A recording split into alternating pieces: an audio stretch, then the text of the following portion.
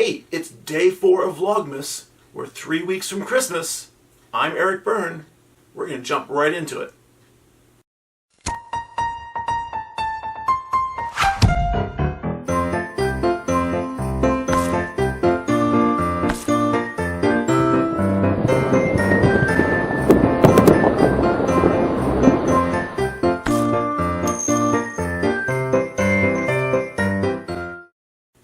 Well, I got out of the house fairly late today, and by the time the sun was setting, I thought it would be nice to go out and just look at a few of the decorations and the house lights.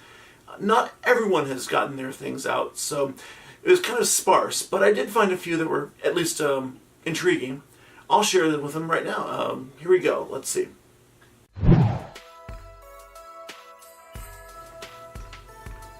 A few of the houses were decorated around our neighborhood for Christmas. Most people seem to be decorating out in their yards or a tree or two. Some houses go all out. I'm sure as Christmas draws closer, more decorations will come out.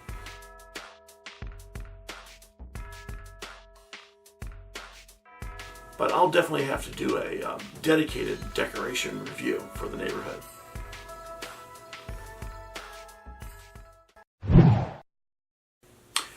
On day 4 of Vlogmas, I thought I'd bring up one of the themes that I had, I'll say, prepared to talk about during this run up to Christmas. Again, it's an item to help people get to know me, my history, why I am the person I am. And today's topic I selected was architecture. Why architecture? It goes all the way back to basically my high school days, when the guidance counselors distributed the career planner survey to help kids, students, get an idea of where they wanted to head off in life and at least focus on college or basically their next stages in life. It's something that you tend not to think about when you're that age, but adulthood comes on pretty fast. So did the survey, and again, because of my heavy art background, of course, any career that had an artistic feel or artistic theme scored highly on the survey. And of course, one of those was architecture. And it started me thinking, well, maybe that is a viable career path. Up to that time, I had considered commercial art, industrial arts, industrial design, and it was interesting. I was like, okay, that's very neat. I mean, it's something I hadn't really gelled in my brain as a possible career option. I had taken some drafting classes in the 9th grade, and I remembered those, and so I went to the counselor and said, well, is it possible to squeeze in some architecture classes before I graduate, so at least I get a feel for it? And they said, well, let's look at your prerequisites. And it turns out that I needed to take drafting 2 before I could take architecture 1.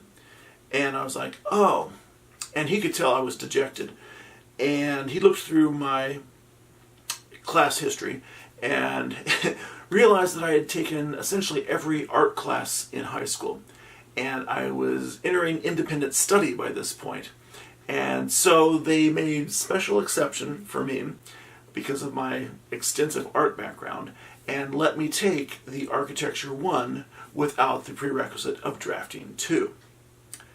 So we started in on it, and my school was fortunate enough to actually had a CAD library, actually a room set up like a library except with computers, and had AutoCAD in it, computer-aided design, CAD. And that was probably one of the watershed events because I could see the potential in digital media in design. So I leveraged my art background. The class actually had an agreement with the VOTech department where students from the VOTech would literally build a house that the architecture department designed.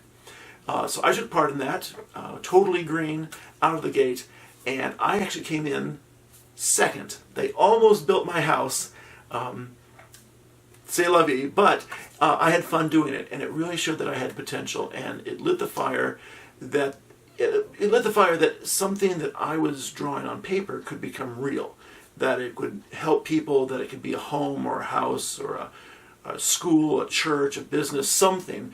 And the idea of giving back to the community through design, through art, through something that was creative, really touched a nerve. Late in the class, almost before graduation, a speaker came from the University of Illinois who had been a previous student at my high school and talked about their exchange program. And that too intrigued me because it had an element of travel. So the prospect of traveling to France, plus the art, plus the fact that I could actually have my designs realized in the real world, have a space that a person could experience, it touched a lot of key points to why I like art. It can do more than just make a pretty picture. And so from that point, it was just finishing out my high school career, and it just so happened that that graduating year was coinciding with the sesquicentennial 150-year anniversary of my hometown. And my civically minded teacher in architecture class had contacted the mayor of the city to see if there were things that the architecture students could apply in a civic sense, or design a hiking trail or a little park, or improve some city property. And so we met with the town council and the mayor at the time and went over some of their concerns, some of their interests. Basically, it was just a grab bag of topics. And one of the concerns they had is that the city lacked a central core for the government, a central town square. It had just sort of evolved into generic suburbia. But there was some property that the city owned, scattered around sort of the central area of town. And so I took that as an opportunity to consolidate many of their civic buildings. And so as our final project, our thesis, as it were, for high school, I presented a design to consolidate many of their municipal buildings, their departments, into a civic square and give the city a core, a heart. So I worked up a whole bunch of boards and designs, and I was very proud of it, and I called it Carmel at the Crossing, because my hometown is Carmel, Indiana, and presented that actually back to the mayor and the city council. They were very impressed. I was kind of surprised. Again, this was probably the fourth or fifth thing I'd ever done in architecture. They liked it so much, in fact, that they integrated it into the master plan for the city. It went on to guide all the subsequent work, and now when you go back to my hometown, there is a civic square ringed by the buildings that I had called out. In fact, the city hall looks impressively similar to what I had designed when I was 18 years old. And I walk around in this space and I'm like, wow, pretty cool. Had no expectation of anything that literal to be realized from my designs. And they took it pretty much straight off the page. So anyway, that really made me feel like, hey, I've got something here. And then just petitioned schools around the Midwest, and I ended up at University of Illinois.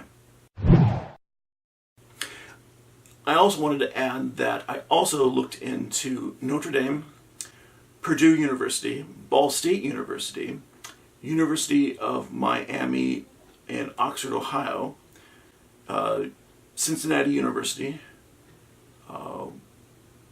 Northwestern, a few others, and I made it into all of them. Even made it into Cornell and the Savannah School of Art and Design. So it didn't help me reduce my selection. So I went back again to my architecture teacher and said, I got into all the class, all these schools, which one should I go with? And he said, go to University of Illinois. And I'm like, oh, okay. He said it with almost no delay. So I went to University of Illinois. Well, that basically explains how I made it to Illinois to study architecture. I'll go ahead and stop there because I don't want the video to get too long and just me rammering, on and on. Just, hey, this is how I got to school. I will break this up, maybe talk about my time in Versailles, my year over there, and also what it took to move from that out into the world, and then taking the architectural registration exam and all the excitement that goes along with that, and a little bit of my career. So I'll share more of that in the future, but at this point I'll go ahead and cut this off and maybe share just a few more Christmas items as we close out Vlogmas Day 4. Hey, make sure you guys are adding comments, questions, concerns, what have you, in the comments below. I will be reading through them to make sure I can add something pertinent in the next few videos. Thanks a lot, guys.